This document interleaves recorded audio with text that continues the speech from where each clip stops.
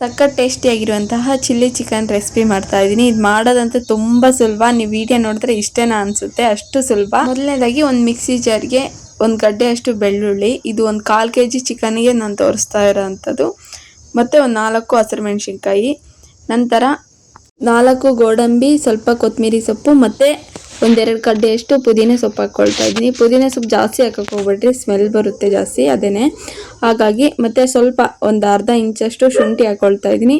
ಇಷ್ಟು ಹಾಕಿ ಸ್ವಲ್ಪ ನೀರು ಹಾಕೊಂಡು ನೈಸಾಗಿ ರುಬ್ಕೋಬೇಕು. ನೋಡ್ತಾ ಇರ್ಬೋದು, ಈ ಥರ ನೈಸಾಗಿ ರುಬ್ಬಿಟ್ಟಿದ್ದೀನಿ. ನಂತರ ಗ್ಯಾಸಿನ ಮೇಲೆ ಪಾತ್ರೆ ಇಟ್ಟು ಪಾತ್ರೆ ಚೆನ್ನಾಗಿ ಬಿಸಿ ಆಗಿದ್ದಾದಮೇಲೆ ಒಂದು 2 ಟೇಬಲ್ ಸ್ಪೂನಷ್ಟು ಎಣ್ಣೆ ಹಾಕ್ಕೊಳ್ತಾ ಇದ್ದೀನಿ. ಎಣ್ಣೆ ಚೆನ್ನಾಗಿ ಬಿಸಿ ಆಗಿದ್ದಾದಮೇಲೆ ಸಣ್ಣದಾಗಿ ಕಟ್ ಮಾಡಿರುವಂತಹ ಒಂದು ಈರುಳ್ಳಿ ಹಾಕ್ಕೊಳ್ತಾ ಇದ್ದೀನಿ. ಇದು ಸ್ವಲ್ಪ ದೊಡ್ಡ ಸೈಜು, ಅದಕ್ಕೆ ಒಂದು ಈರುಳ್ಳಿ ಹಾಕ್ಕೊಳ್ತಾ ಇದ್ದೀನಿ. ಇಷ್ಟು ಹಾಕಿ ನೀಟಾಗೆಲ್ಲ ಫ್ರೈ ಮಾಡ್ಕೊಳ್ಳಿ, ಸ್ವಲ್ಪ ಕಲರ್ ಚೇಂಜ್ ಆಗೋವರೆಗೂ. ನಂತರ ಕರ್ಬೇವಿನ ಸೊಪ್ಪು ಹಾಕ್ಕೊಳ್ತಾ ಇದ್ದೀನಿ.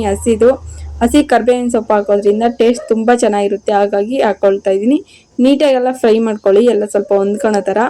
ಮತ್ತು ನಮ್ಮ ಮಕ್ಕಳು ತಿಂತಾರೆ ಅಂತಂದು ನಾನು ಖಾರ ಕಡಿಮೆ ಹಾಕಿದ್ದೀನಿ, ನೀವು ಸ್ವಲ್ಪ ಜಾಸ್ತಿ ಹಾಕ್ಕೊಳ್ಳಿ ಅಂತಂದರೆ ಎಲ್ಲ ಚೆನ್ನಾಗಿರುತ್ತೆ ಟೇಸ್ಟು. ನೋಡ್ತಾ ಇರ್ಬೋದು, ಈ ಥರ ಸ್ವಲ್ಪ ಫ್ರೈ ಆಗಿದ್ದಾದಮೇಲೆ ಈಗ ಚಿಕನ್ ಹಾಕ್ಕೊಳ್ತಾ ಇದ್ದೀನಿ. ಸಣ್ಣದಾಗಿ ಕಟ್ ಮಾಡಿ ಚಿಕನ್ ಹಾಕ್ಕೊಳ್ಳಿ. ಸಣ್ಣದಾಗಿ ಕಟ್ ಮಾಡಿ ಹಾಕೋದ್ರಿಂದ ಟೇಸ್ಟ್ ಚೆನ್ನಾಗಿರುತ್ತೆ, ಮಸಾಲೆ ಎಲ್ಲ ಚಿಕನ್ಗೆ ಚೆನ್ನಾಗಿ ಹಿಡಿಯುತ್ತೆ, ಹಾಗಾಗಿ ನಾನು ಈ ಥರ ಸಣ್ಣದಾಗಿ ಕಟ್ ಮಾಡಿ ಹಾಕ್ಕೊಳ್ತಾ ಇದ್ದೀನಿ. ನಂತರ 1/4 ಟೀ ಸ್ಪೂನಷ್ಟು ಅರಿಶಿನ ಹಾಕ್ಕೊಂಡು ನೀಟಾಗೆಲ್ಲ ಮಿಕ್ಸ್ ಮಾಡ್ಕೊಳ್ಳಿ. ಮತ್ತು ರುಚಿಗೆ ತಕ್ಕಷ್ಟು ಉಪ್ಪು ಹಾಕ್ಕೊಳ್ತಾ ಇದ್ದೀನಿ, ಕಲ್ಲುಪ್ಪು. ನೋಡಿ, ಇಷ್ಟು ಹಾಕಿ ನೀಟಾಗೆಲ್ಲ ಮಿಕ್ಸ್ ಮಾಡ್ಕೋಬೇಕು. ಚೆನ್ನಾಗಿ ಸ್ವಲ್ಪ ನೀರು ಬಿಟ್ಟು ಚೆನ್ನಾಗಿ ಡ್ರೈ ಆಗಬೇಕು, ಅಲ್ಲಿವರೆಗೂ ಚೆನ್ನಾಗಿ ಫ್ರೈ ಮಾಡ್ಕೊಂಡ್ರೆ ಚಿಕನ್ಗೆ ಉಪ್ಪು ಚೆನ್ನಾಗಿ ಹಿಡಿಯುತ್ತೆ, ಹಾಗಾಗಿ ನೀವು ಚೆನ್ನಾಗಿ ಮಿಕ್ಸ್ ಮಾಡಿಕೊಂಡು ಏನಿಲ್ಲ ಅಂತಂದ್ರೂ ಒಂದು 2 ನಿಮಿಷ ಆದರೂ ಚೆನ್ನಾಗಿ ಫ್ರೈ ಮಾಡ್ಕೋಬೇಕು.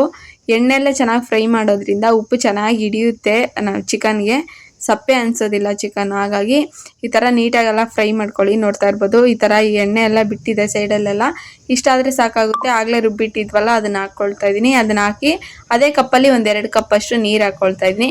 ನಂತರ ಒಂದು ಅರ್ಧ ಟೇಬಲ್ ಸ್ಪೂನಷ್ಟು ಧನಿಯಾ ಪುಡಿ ಹಾಕ್ಕೊಳ್ತಾ ಇದ್ದೀನಿ. ನಿಮ್ಗೆ ಇಷ್ಟ ಇದ್ದರೆ ಹಾಕ್ಕೊಳ್ಳಿ, ಇಲ್ಲ ಅಂತಂದರೆ ಏನು ತೊಂದರೆ ಇಲ್ಲ, ಚೆನ್ನಾಗಿರುತ್ತೆ. ನೋಡ್ತಾ ಇರ್ಬೋದು, ನೀಟಾಗೆಲ್ಲ ಮಿಕ್ಸ್ ಮಾಡ್ಕೊಳ್ಳಿ. ನಿಮಗೆ ಖಾರ ಇನ್ನು ಸ್ವಲ್ಪ ಬೇಕು ಅಂತಂದರೆ ಸ್ವಲ್ಪ ಖಾರದ ಪುಡಿ ಬೇಕಿದ್ದರೂ ಹಾಕೋಬೋದು.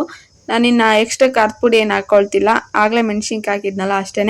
ನೋಡ್ತಾ ಇರ್ಬೋದು, ಚೆನ್ನಾಗಿ ಬೇಯಿಸ್ಕೋಬೇಕು, ಅದು ಚೆನ್ನಾಗಿ ಚಿಕನ್ ಎಲ್ಲ ಚೆನ್ನಾಗಿ ಬೆಂದ್ಕೋಬೇಕು, ಮಸಾಲೆನೂ ಚೆನ್ನಾಗಿ ಚಿಕನ್ಗೆ ಹಿಡಿಬೇಕು, ಅಲ್ಲಿವರೆಗೂ ಚೆನ್ನಾಗಿ ಬೇಯಿಸ್ಕೊಳ್ಳಿ. ನೋಡ್ತಾ ಇರ್ಬೋದು, ಈಗ ಚೆನ್ನಾಗಿ ಬೆಂದಿದೆ, ಇಷ್ಟಾದರೆ ಸಾಕಾಗುತ್ತೆ. ಹಾಗೆ ಈ ರೆಸಿಪಿ ನಿಮ್ಗೆ ಇಷ್ಟ ಆದರೆ ಪ್ಲೀಸ್ ಒಂದು ಲೈಕ್ ಮಾಡಿ, ಹಾಗೆ ಫ್ಯಾಮಿಲಿ ಫ್ರೆಂಡ್ಸೊಂದಿಗೆ ಶೇರ್ ಮಾಡಿ.